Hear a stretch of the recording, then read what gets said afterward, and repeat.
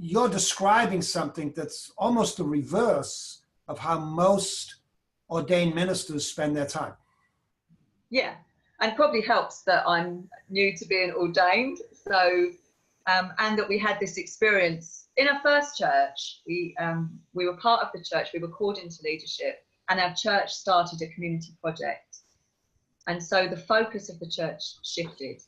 When we went to plant a church, we did it exactly the opposite way round. We became involved in community development and seeking justice for that community. We got jobs in that community. We met midweek around meals. And after about 3 years, we decided we would also worship on Sunday.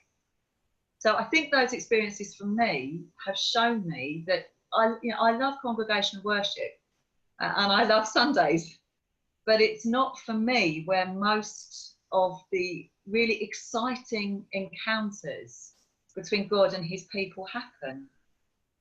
The really exciting encounters happen, I think, when we are outside of our structures a little bit and meeting God in the places where we're acting more as, I've heard this phrase from you, Al, guests at the table and not just hosts of the meal.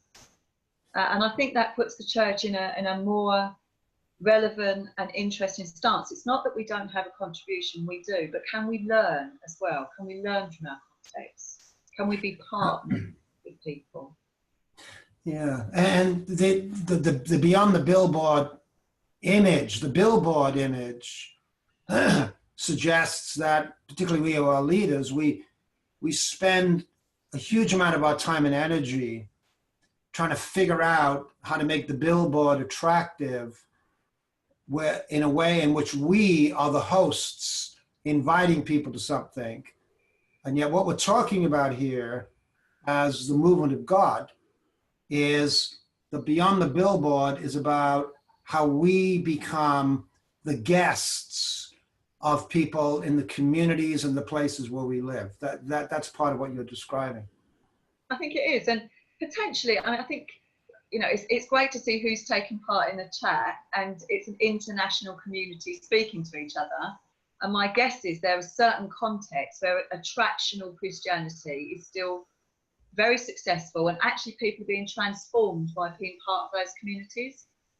And I don't want to mess with that at all. And I respect that and that ministry. I think it's just in the East End of London, it's not an attractional, you could put an attractional model in and some people would come to worship for a while, but the communities around are not impacted by that. So I guess for us, we learned to measure our church's size by the impact that we have in our community and the transformation within our own lives and other people's lives. And that's nothing to do with the size of congregation. You can have a community of faith who are very small, but will see incredible transformation in the place that they live and in their own lives.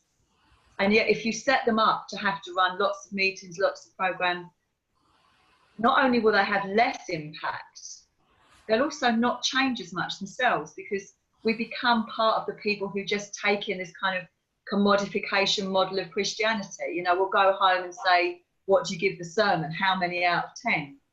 Well, the point of the word of God was not to be judged like that, wasn't it? And so if the sermon is something that happens in the week, in the community, and it's gathered together as a word for Sunday, you don't have that, you can't judge it, because it's what God has been saying to us. It's ours, not something that we haven't had any part in creating.